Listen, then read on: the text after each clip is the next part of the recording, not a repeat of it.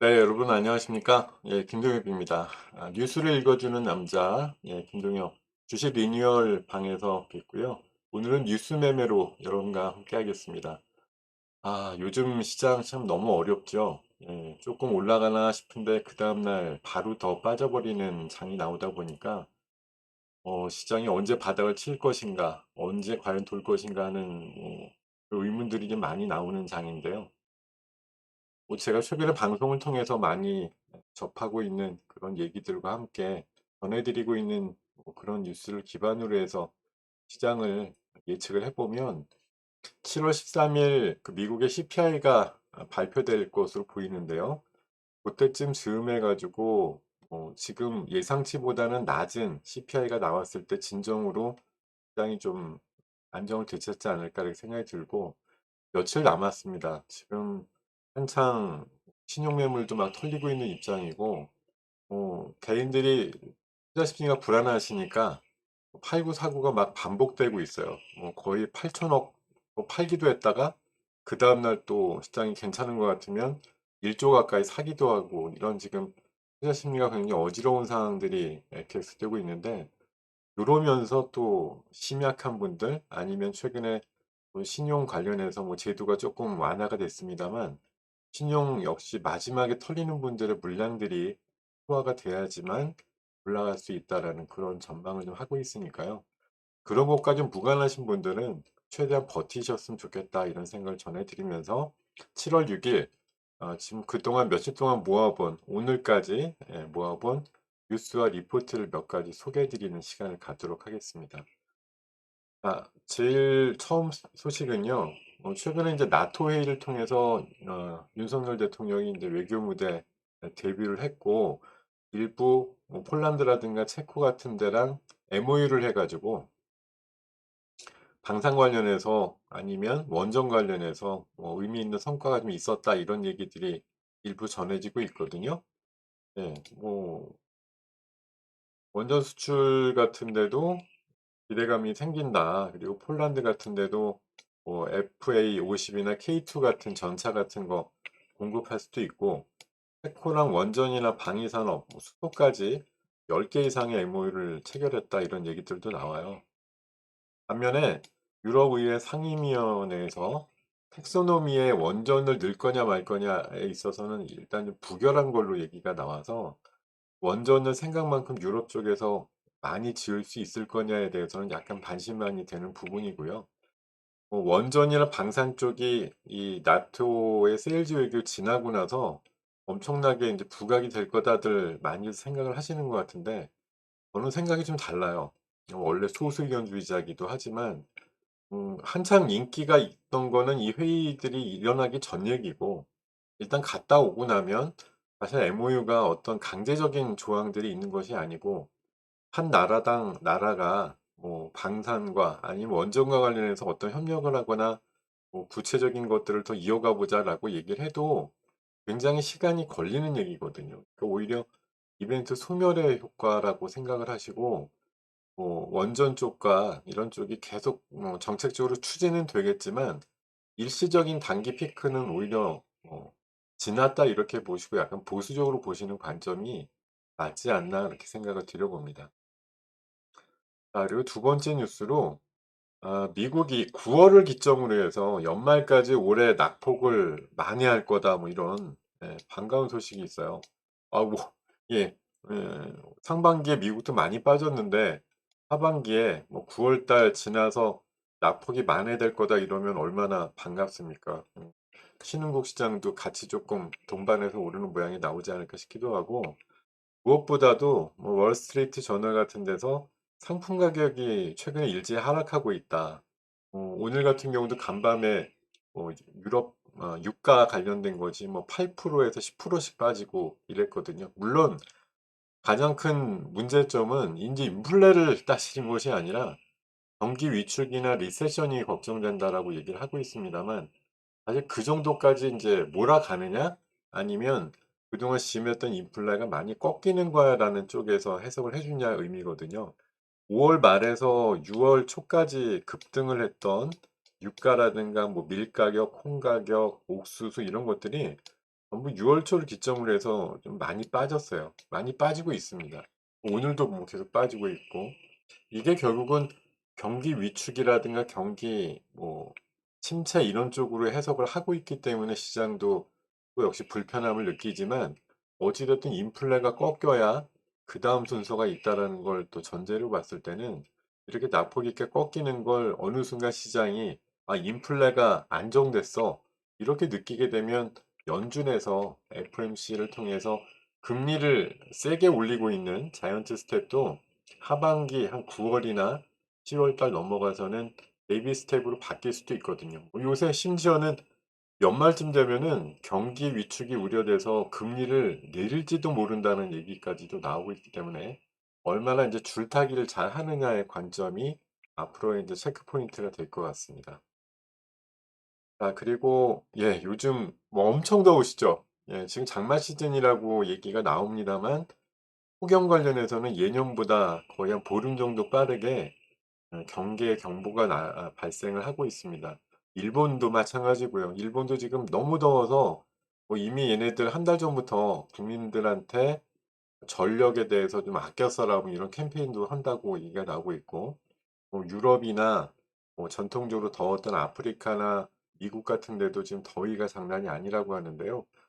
우리나라도 지금 너무 덥다 보니까 전력을 아무래도 많이 쓰시게 되거든요. 뭐 그런 것과 관련해서 네, 전력이 좀 모자라다 이런 얘기들 나오면서 전력 예비율이 평균보다 예년의 평균보다 빨리 내려갔다 이런 얘기들 나오고 있거든요. 그래서 연관해서 보면 흔히 말해서 뭐 덥다 이럴 때 뭐 빙과류, 뭐 드라이 아이스 이런 쪽에 전통적인 뭐 수혜주 이런 것들도 있습니다만, 요즘은 이제 전력난 관련해서 뭐 스마트 그리드라든가 이런 쪽으로 좀 파생되는 부분들이 있으니까요. 근데 중요한 건 더위는 인제 시작이라는 거예요. 예, 이게 끝이 아니고, 제가 보기에는 7월 중순부터 한 8월 중하순까지 예년보다 훨씬 더위가 지속되거나 오래될 가능성이 높기 때문에, 또 세게 그런 점에서 보면은 앞으로 흔히 말하는, 제가 5월 뭐 중하순부터 미리 말씀을 드렸습니다만, 더위 관련주 장난 아닐 거다 이런 생각을 좀 드려보고요. 아, 그 다음으로 유가 관련해서 방금 뭐 간밤에 좀 많이 빠졌다 이런 말씀 드렸었는데, 양쪽에 그 나름대로 큰 기관들이 보는 예, 유가에 대한 전망이 굉장히 다르더라고요. 지금 이제 뭐 100불 내외까지 유가가 좀 내려왔어요. 최고는 130불까지 갔었고, 밑에서 한 50불대에서 좀 올라온 겁니다만, 최악의 경우가 뭐냐면 러시아가 유럽에 대해서 가스라든가 원유를 공급하지 않는, 그냥 단번에 밸브를 잠궈버리는 그런 상황이 돼버려서, 러시아가 지금 보통 하루에 900에서 1000만 배럴 정도 생산을 해내고 있는데, 이걸 500만 배럴 감산을 하게 되면 어떻게 되느냐? 러시아는 그냥 웃고 있는 거고, 나머지 서방 세계는 엄청난 고유가를 맞아야 된다는 380달러까지 보는 그런 시각이 있고요. 반면에 어제 간밤에 이제 유럽도 많이 빠졌어요, 시장이. 유가도 많이 빠졌습니다.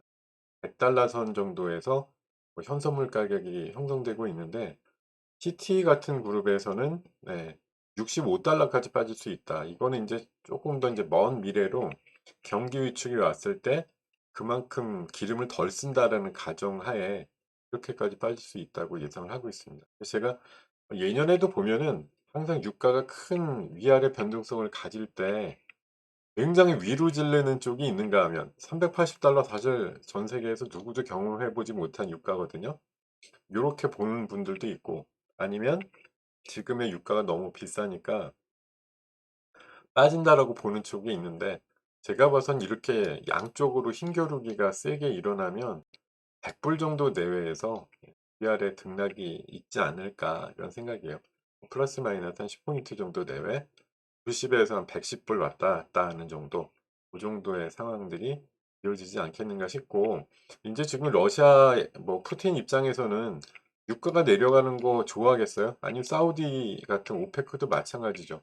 유가가 내려가서 지금처럼 고유가로 돈을 따박따박 벌고 있는 것들을 잃고 싶지 않겠죠. 거기다가 유가가 내려가서 인플레가 진정되는 것처럼 보일 때 바이든한테 유리하게 정치적인 어떤 효과들이 돌아갈 수 있다라는 걸 아예 푸틴이 좋아할 리는 없기 때문에 후반기 그 11월 달 미국의 중간 선거를 앞두고 푸틴 입장에서는 우리를 그렇게 막 제재를 하고 있는 서방이나 미국의 바이든한테 정말 엿먹어라 이런 얘기를 할 수 있는 그런 폭탄 선언이나 시행 조치 같은 것들이 나올 수도 있다라는 우려감이 여전하다라는 걸 말씀을 드리고 싶습니다. 자, 그리고 6월 달이 우리나라가 전 세계에서 제일 많이 빠진 증시라고 얘기를 하거든요. 그러다 보니 개인 투자가분들이나 이런 분들이 공매도 금지해 달라고 많이들 요청을 하시는데 당국에서는 일단 그런 정도까지는 아직까지는 뭐 얘기를 안 하고 있고, 다만 최근에 나온 게 신용 담보 비율을 면제해 준다. 이게 이제 140% 정도 이하가 되면 반대매매라는 수순을 밟게 되는데, 이걸 조금 더 이제 여유를 준다는 거죠. 내 돈이 40%는 살아 있으니까 증권사 입장에서도 장 빠지는데 함부로 반대매매 하지 말고 뭐 120이나 130 요 정도까지 좀 여유를 더 달라, 이런 식의 이제 조치가 나왔는데, 이게 과연 시장을 위해서 아니 투자가를 위해서 옳은 거냐 좋은 거냐라는 그런 시각들이 있어요. 뭐 다행이다, 반대 매매가 당장 안 나가도 되니까 이래서 뭐 조금 다행이라는 분들도 있지만, 저는 1차 대책이라고 항상 과열이나 아니면 시장이 침체됐을 때 뭘 좀 부흥시킨다, 완화시킨다, 이런 의미로 나오는 대책들이 항상 1차 때는 별로 영향이 없습니다. 시장도 그냥 뭐 뜨뜻미지근한 반응인데, 보통 2, 3차 정도는 나와줘야 과열된 시장도 조금 자제가 되고요. 반대로 침체된 시장도 당국이나 정부에서 의지가 있구나 이렇게 받아들이고 조금 꿈틀대는 면이 있는데, 이번엔 공매도 금지를 요구하는 개인 투자가들의 어떤 바람보다는 훨씬 수준이 낮은 담보 비율 면제 정도 갖고서는 시장이 만족합니다, 이 정도면 우리끼리 해볼게요, 이런 생각도 별로 안 나올 것 같아요. 그래서 이번 조치는 뭐 없는 것보단 나을 수도 있지만, 까놓고 말해서 저게 140에서 안 치고 버텼는데 뭐 130 정도 돼갖고 어쩔 수 없이 쳐야 된다, 이렇게 상황이 더 악화가 된 경우 생각해 보시면 내 돈 40%는 건질 수 있었는데 그게 30이나 20으로 줄어들 수도 있는 거예요. 조금 더 위해 준다고 유예시켰다가 당신 130도 못 지켰는데 이번은 어쩔 수 없어 이러고서 팔게 되면 100은 어차피 증권사한테 도로 갚는 비용이고 30이나 20만 남는다고 생각해 보세요. 차라리 투자가들이 나중에는 그런 생각한다고요. 40% 남겼을 때 차라리 반대 매매 나간 게 낫었는데 20, 30까지 완화시켜 준 게 득이 안 된다, 이렇게 판단할 수도 있습니다. 사실 오늘 장 보세요. 어저께 시장이 40포인트 정도 올라 가지고 와, 이 조치가 마치 뭐 굉장한 구원책처럼 보일 수도 있었는데, 오늘 어제 오른 것보다 더 빠졌잖아요, 지수는 명목적으로. 그러면 버텼던 분들한테 과연 유리해진 거냐? 결과론적으로 별로 그렇지 않거든요. 그런 상황인 걸 좀 감안하실 필요가 있다는 얘기고. 오늘 리포트 한 2-3일 사이에 나온 거 중에 의미 있는 거 좀 찾아봤는데요. KPF라고 조선 기자재 회사예요. 이 기업이 작년도 대비해서 올해 영업이익이 30배 정도 늘어난대요. 1년 사이에 영업이익이 30배 늘기가 참 어려운데, 그만큼 작년도가 좀 어려웠다는 얘기긴 하죠. 근데 30배가 뭐 이를테면 작년도 1억 밖에 못 벌었는데 올해 30억 나요, 이게 아니라 작년에 한 20억 대면 30억 대 이 정도 벌었는데 올해 거의 한 4,500억 가까이 이렇게 번다고 합니다. 영업이익은 400억 대 중반 정도까지, 그러니까 30배를 가정하면 작년에는 한 10억 대 벌었다는 얘기거든요. 근데 올해는 400억 대. 근데 지금 시가총액이 이거 오늘 아침에 소개해 드릴 때만 하더라도 1,000억 간신히 넘었어요. 근데 오늘 이거 보고서에 대한 약발이 있었는지 장중에 하면 20%씩 올라가고 막 그러더라고요. 그럼 누가 봐도 저렴해 보이는 거죠. 올해 400억 정도 영업이익이 나오는데 시가총액이 1,000억이다. 뭐 PER로 계산해 보면 두세 배 정도밖에 안 되니까 '와, 이렇게 영업이익이 크게 늘어나는 기업이 있었어.'라고 하는 반응이 오늘 시장에서 뭐 장이 미끄러지는데도 굉장히 좋은 모습을 보였는데, 이게 오늘 하루 올랐으니까 그러면 끝난 거냐? 이 영업이익이 좋아지는 건 1년 내내 계속 갈 수 있는 이슈잖아요. 한번 장대가 나서 이 종목이 오늘 그냥 시세가 다 나고 끝이 아니라는 시각을 가질 필요가 있어요. 2-3일 이게 잊혀지고 나면 또 자연스럽게 눌림목이 나올 터인데, 실적에 대한 놀랄 수 있는 부분은 하반기 7월 말이나 8 월쯤에도 또 기사화될 수가 있다고 보기 때문에 KPF에 대한 중기적인 관점이 필요하다는 말씀 드리겠고요. 그리고 주초에 소개시켜 드렸던 종목 중에 이제 W게임즈라는 종목이 있습니다. 사행성 게임, 흔히 말하는 온라인 갬블 게임으로 유명한 회사인데, 미국이나 인제 유럽 같은 데는 여러분 그 온라인 도박 일종의 그런 것들이 좀 나름대로 유행을 하고 있는데, 우리나라는 대표적으로 인제 그런 것들이 활성화되어 있지는 않습니다. 물론 일부 그런 게임들이 있지만 그게 실제 여러분들이 돈을 베팅한다든가 이런 것하고는 쪼끔 이제 무관한 거잖아요. 근데 미국은 심심풀이 취미로 도박 같은 류들을 아주 일상화, 동네 같은 데 인제 카지노들도 많잖아요. 이제 그런 것들을 온라인화해 가지고 내기 게임 같은 것들을 만들었다 그래요. 그래서 이런 것들에 대한 기대감이 있다. 근데 이 소개를 해 드렸던 7월 4일 날 정작 움직이지 않다가 어제 보니까 어제랑 오늘 세게 움직이더라고요. 이렇게 가끔 소개 드리고 나서도 하루 정도는 반응이 없다가 그다음 날 갑자기 올라가 버리는 케이스의 종목들도 있으니까요.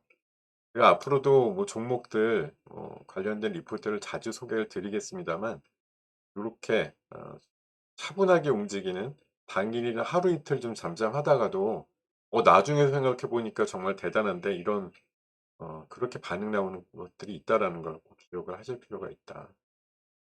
그리고 고려신용정보라고, 저희 최근에 활동하고 있는 상한가 닥터스 팀에서도 한 3주 전쯤에 추천을 드렸던 종목인데, 리포트로 나왔어요. 뭐냐, "채권 추심 시장의 올라운드 플레이어다." 이런 제목이 붙었는데, 이게 참 안타깝게도 고려신용정보가 채권 추심이 본업이잖아요.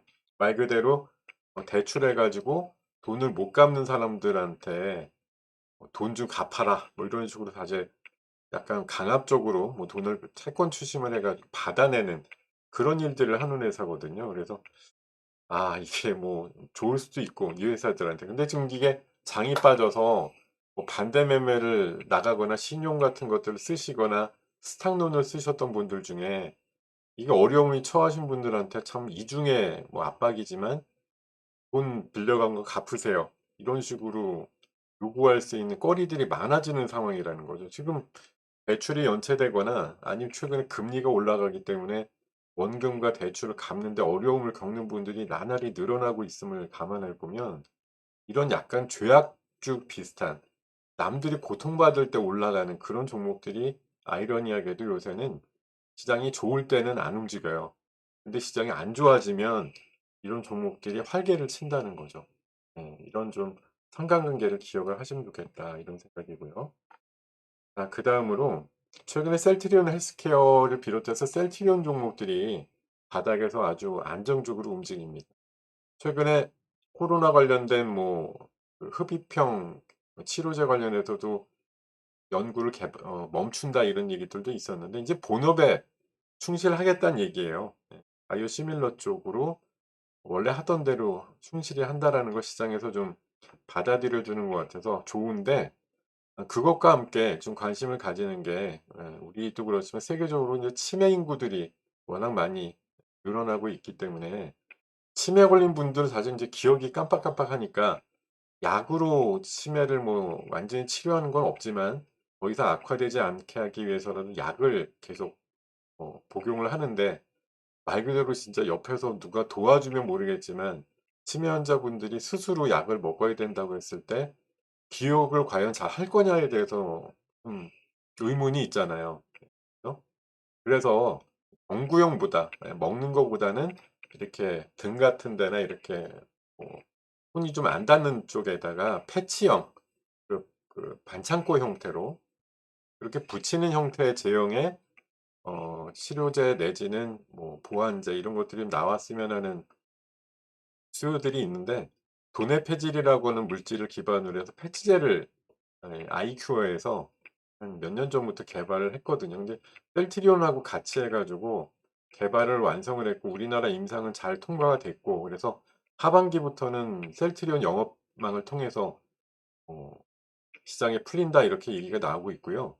미국에서는 아마 인제 임상이 인제 곧 들어가서 24 년도쯤 상용화가 되지 않을까 그런 전망들인데 전 세계적으로도 이런 도내 패치제에 대한 시장 규모가 있기 때문에 잘만 되면 나중에 대박칠 수 있다라는 관점에서 아이큐어, 셀트리온하고 같이 좀 엮어서 보자라는 고런 취지로 말씀드립니다. 쪼끔 안정적으로 움직일 수 있는 그런 상태가 된 것 같고 일단 시장 잠식을 계속 해 나갈 걸로 보이기 때문에 아이큐어에 대한 관점을 긍정적으로 보셔도 좋을 것 같다 이렇게 말씀드립니다. 오늘 처음으로 뭐 저의 뉴스 매매 방송을 접하신 분들도 있을 거고 그리고 인제 막 제가 개인 유튜브에 올린 지 한 3 회차 정도밖에 안 되거든요. 앞으로도 매주 오늘은 수요일 날 올라갑니다만 매주 정해진 시간은 화요일 날 오후에서 저녁 무렵에 올릴 생각이니까요. 예 매주 화요일 날은 뉴스 매매 그리고 금요일 밤에는 리뉴얼 투자 관련해서 또 종합적인 시장 분석과 리포트, 뉴스 요런 것들 또 골 때리는 이슈 요런 것까지 포함하는 것들 금요일 날 밤 10 시에 공개된다. 기억을 해 주시면 좋겠습니다. 네 여러분 다음번 뉴스